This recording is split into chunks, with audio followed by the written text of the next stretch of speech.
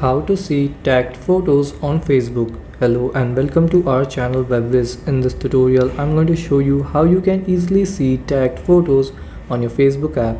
So please watch till the end to properly understand the tutorial. So first open up your Facebook app. Then once you're in your Facebook, you have to tap on your profile picture or the three lines in the top right side here.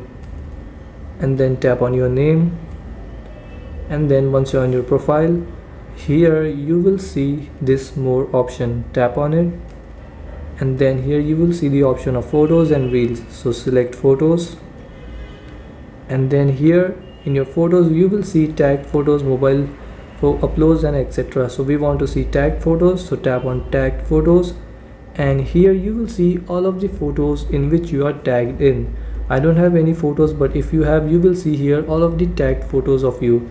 So this is how you can see tagged photos on Facebook. Thanks for watching.